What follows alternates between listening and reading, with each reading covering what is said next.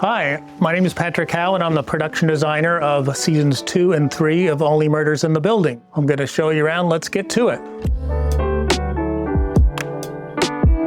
Our apologies if you hear any additional sounds or noises while we're taking our tour. We're in the middle of preparations for scenes next week with lots of construction and painting. Welcome to the primary hallway of the Arconia. As you remember, in the beginning of season 2, we introduced the architect of this building, Archibald Carter. He was famous for developing this building. It's an entire block on 86th and Broadway. It was chock full of secret passageways and secret elevators. Bunny had a secret elevator? Where does it go? Hell? It's modeled on late 19th century architecture in New York City. This is a very sort of common look of these mosaic tile floors, which we wanted to carry throughout the common areas of the Arconia. Did Jim poison you? Oh, shit, wasn't it? We have to get him to a hospital.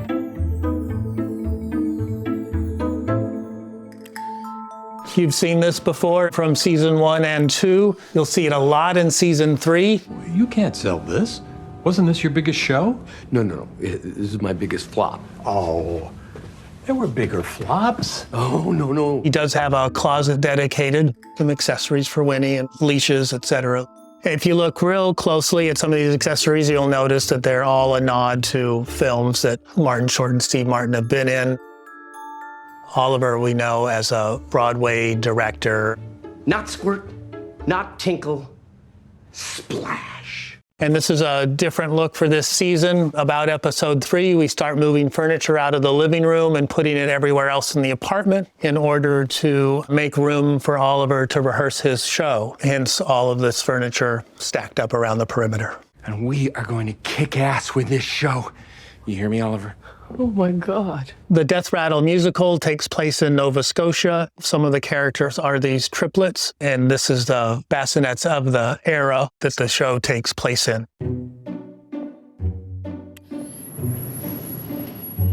Hi, welcome to Ben Glenroy's penthouse apartment at the Arconia. Formerly Sting's apartment in season 1, and another version of it for Amy Schumer in season 2. And Amy Schumer has kindly sublet her apartment to the character Ben Glenroy, played by Paul Rudd.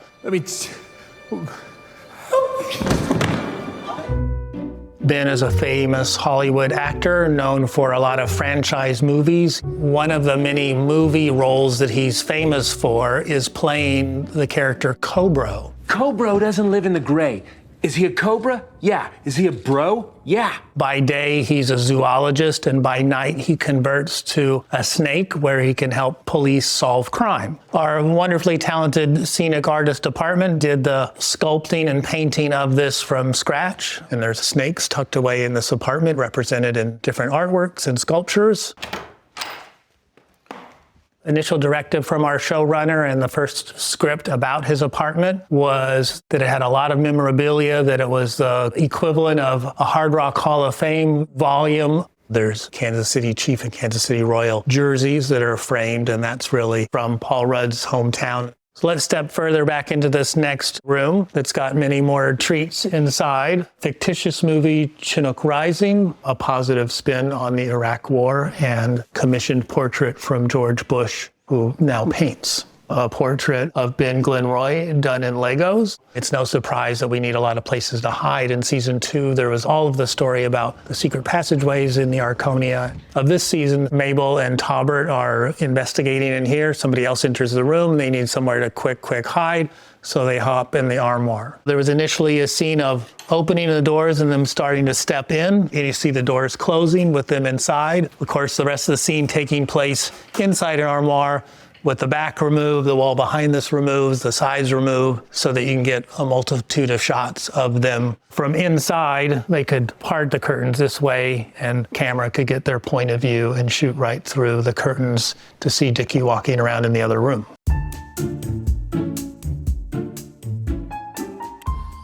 This is Charles's front foyer area. Leads to several rooms of the complex. We've got the informal family room here that goes right into the kitchen. Is that blood? Unlike in actual homes and apartments, Our ceilings can fly out for lighting purposes, so it's an elaborate system of supporting with beams and then sections of ceiling that can come out. We also have the living room as well. Debuted season 1, designed by Kurt Beach and decorated by Rich Murray, who's still decorating the show. It's just really a beautiful job of a very controlled palette that works for Steve Martin very well. This palette of blues and grays. Still. They found this fabric for the sofa, and that was a good key to all the colors of the whole apartment. Outside these windows, we have photographic backdrops of buildings on the Upper West Side. The Arconia has windows on all 4 sides, and so it's common that nicer apartments have at least 2 exposures.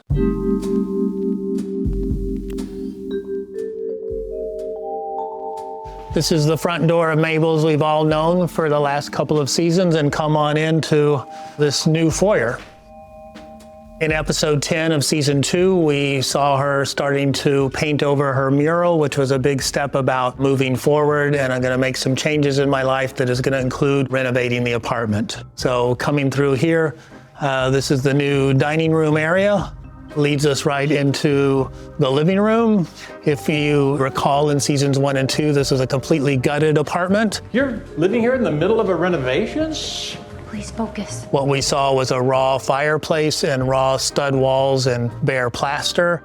And now it's been completely freshened up, if you will. What I wanted to do was maintain the openness. It was a very successful design from season 1 where, because of the open stud walls, you had a lot of depth into the bedroom and the set was very spacious looking. Even though it needed to be finished, I did not want to do a solid wall here, so I came up with this shutter system, light and airy, and it looks very elegant this way. Mabel in story did design this herself and had the renovation executed by professionals, but it has this look not so much tailored to her own taste, but a universal taste that makes it marketable to sell. Behind me now is the wall that in the previous 2 seasons had the mural that Mabel painted as an artist that reflected characters in the building. And I wanted to maintain or give a special tribute to that, hence this gilded frame. We have a new wallpaper inside it, a print of building facades that's very, very similar to the facade of the building we use for the Arconia. I think there's 6 or 7 patterns of wallpaper. Most of them have this very organic feel about them. That does tie to Mabel's personality about her artistry and concern for the environment and such. And without giving too much away, let's just say you will see her in bed with somebody later on. I'm not going to say more than that right now. Come this way. We can cut through any number of these spaces. Here we're going out of the set now. The messy backstage, don't tell anyone. A backdrop for Charles's. This is all very compact. You have to maximize the square footage of every bit of real estate to fit all your sets in. So come on in, I'm going to give you a very brief sneak peek of Loretta's studio apartment. Loretta's played by Meryl Streep. She's been a gift wrapper at Macy's for 40 years and always wanted to be an actress. Where have you been?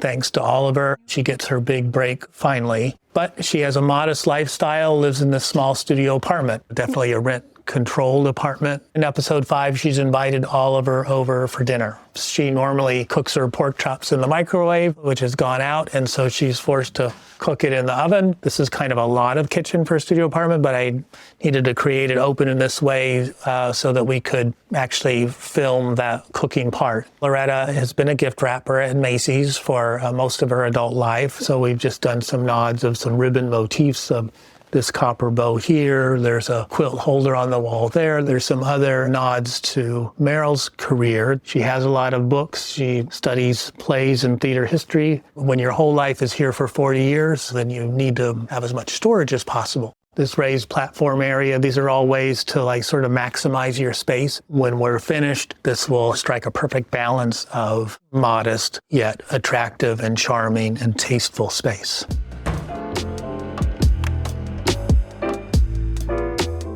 Welcome to the Gooseberry Theater dressing room complex. So the Gooseberry Theater is a fictional Broadway theater in the heart of Midtown. Like most all of the other theaters, built at the turn of the century. When we see the house of the theater, it has a very Moorish style. It's very opulent.